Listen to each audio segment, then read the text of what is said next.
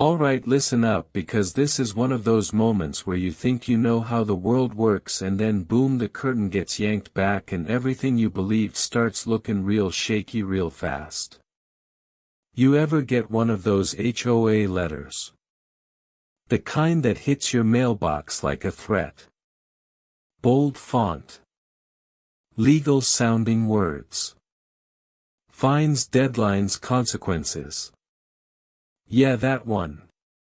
Now be honest for a second.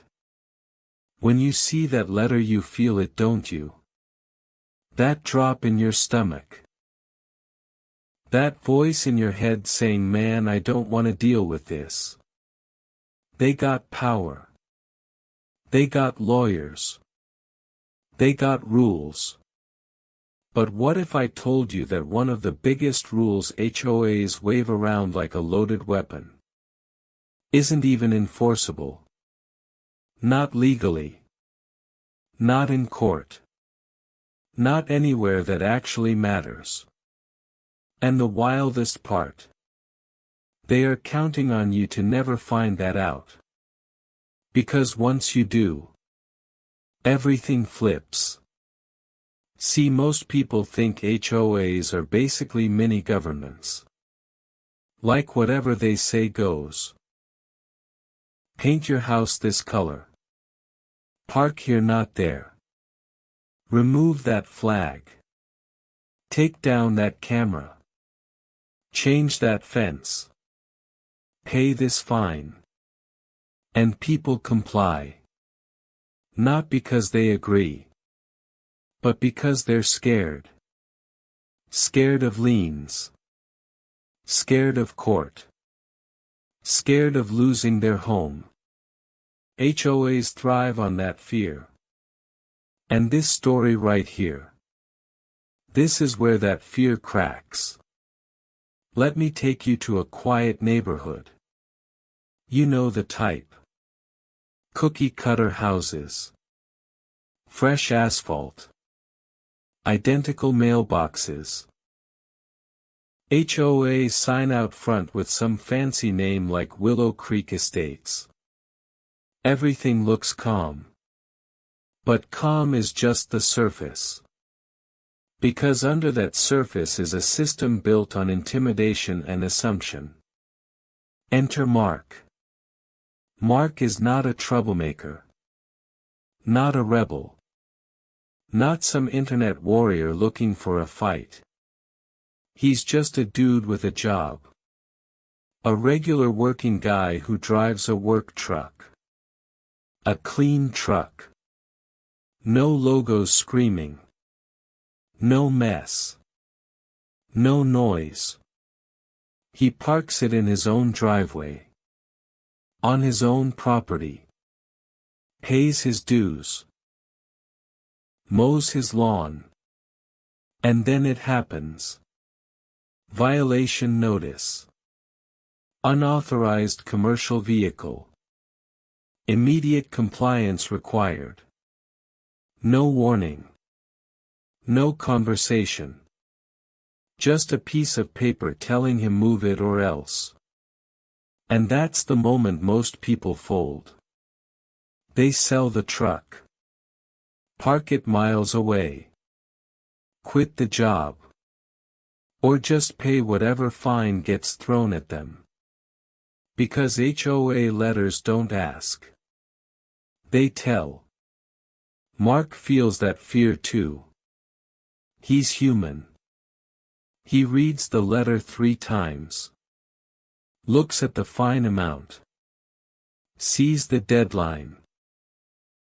Imagines worst-case scenarios. Lien. Court. Bank account drained. So he does what everyone does. He calls the HOA. And oh man. If you've ever made that call, you already know how it goes. Polite voice. Zero empathy. Scripted responses. Rules are rules. Board authority. Non-compliance will escalate. Mark asks one simple question. Is this actually legal? And that's when the tone shifts. Because HOAs hate that question. They don't say yes. They don't say no.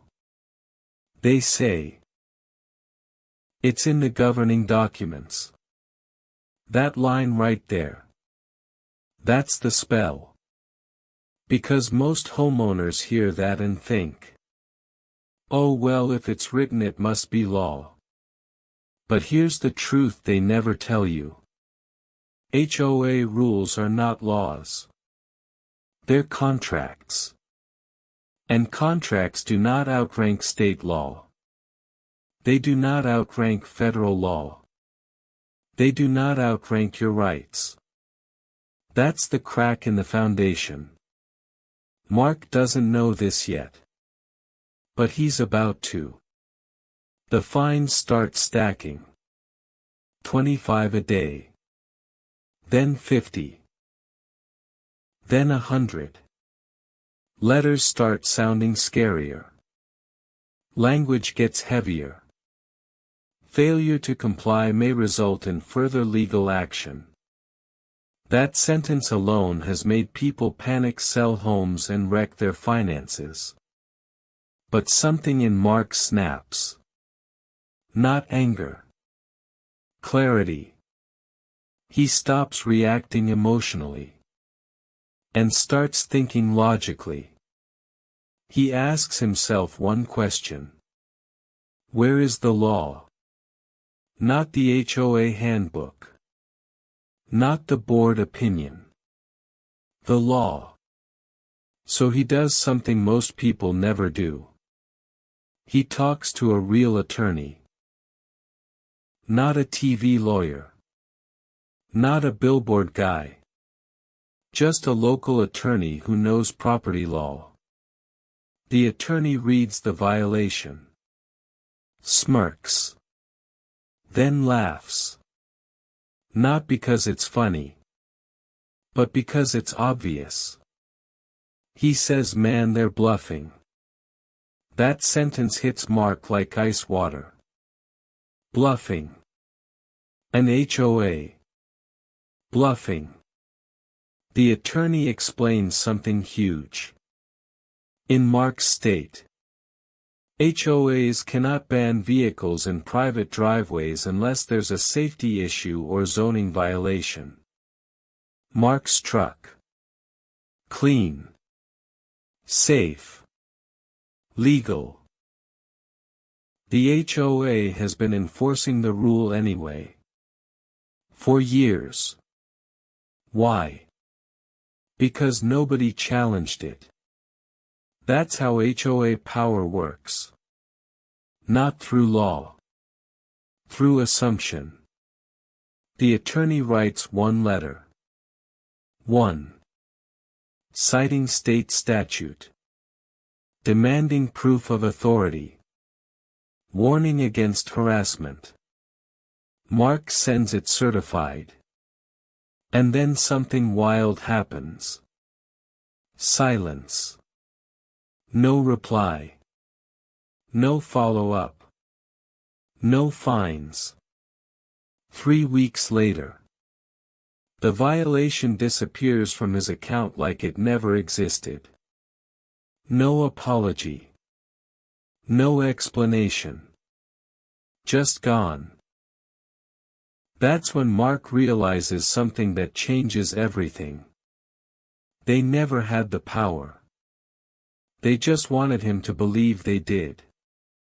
And that realization. That's dangerous. For HOAs. Because once one homeowner figures it out, word spreads. Mark talks to neighbors. Finds out others got the same violation. Some paid. Some complied. One even sold his truck. All for a rule that couldn't survive 5 minutes in court. And suddenly the HOA stops enforcing it altogether. Not because they admitted wrongdoing. but because the illusion cracked. And HOAs are nothing without the illusion. This is where we zoom out.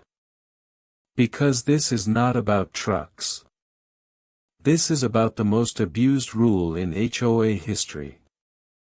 The vague rule. You know the one. Must maintain community harmony. Must not detract from appearance. Board discretion applies. Those words sound powerful. But in court, they're weak. Judges hate vague rules. They demand objective standards. What is harmony? Who decides appearance? Where is the measurement? If a rule can't be clearly defined, it can't be fairly enforced.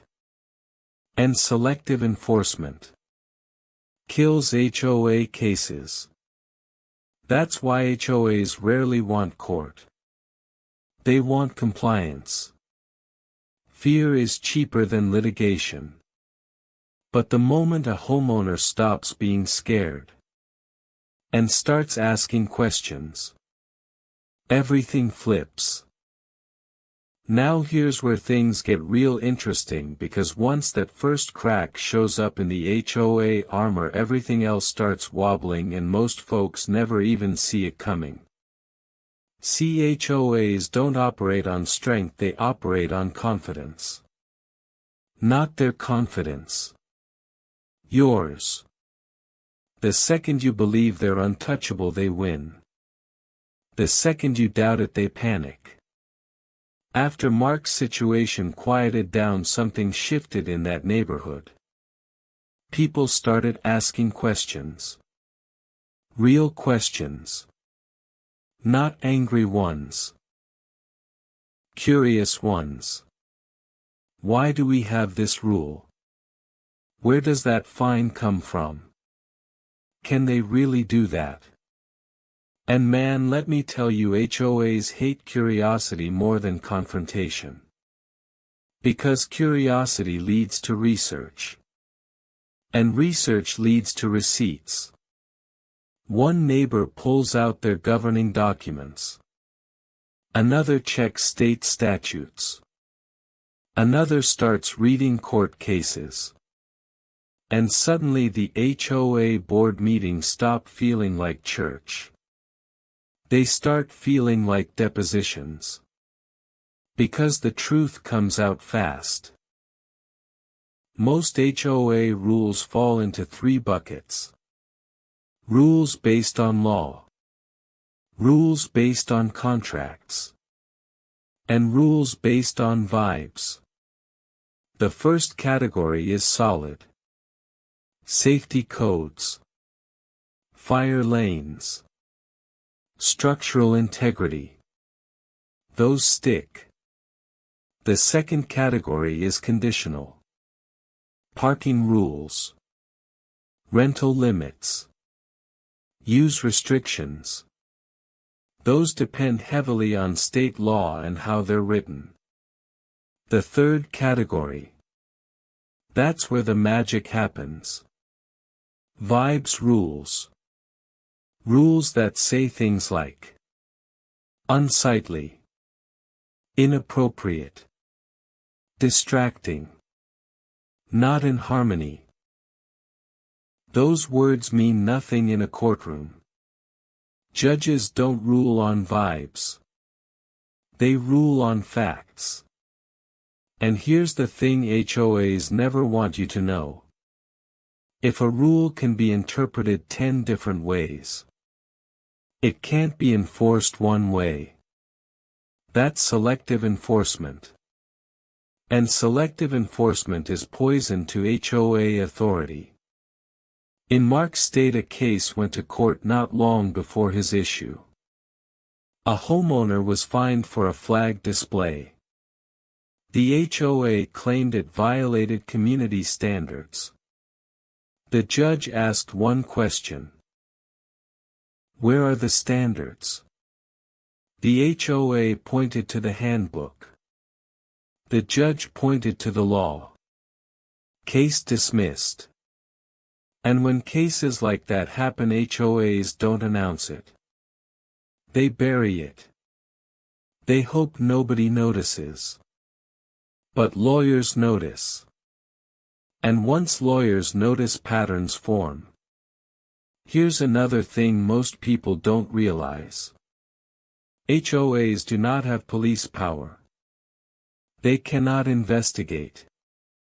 They cannot detain. They cannot demand identification. They cannot search. Yet how many stories have you heard of board members walking onto property, peeking over fences, taking photos, recording video? That alone has sunk countless HOA cases. Because trespass is still trespass. Even with a clipboard. In another neighborhood not far from Mark's, an HOA fined a homeowner for backyard items. They got the evidence by hopping a fence. Homeowner sued. HOA lost. Big. Why? Because contracts don't override property rights. Now this is where part 2 gets spicy. Because once homeowners realize HOAs are bound by the same laws as everyone else, they stop being scared and start being strategic. Mark didn't become loud. He became calm. Every letter he received after that, he responded with questions. Written questions. What statute grants this authority? What section allows this fine? How is this rule uniformly enforced? And every time, the HOA response got weaker. Because HOAs are great at issuing demands, terrible at answering questions. And here's the part that really changes the game. Most HOAs rely on management companies, third-party companies, who absolutely do not want lawsuits. The moment a homeowner starts citing law, those companies pull back hard. Because they know, one bad case, one bad ruling, can ripple across dozens of communities. So instead of fighting, they retreat. Violations disappear. Warnings vanish. Rules suddenly get revised. And the board pretends it was their idea.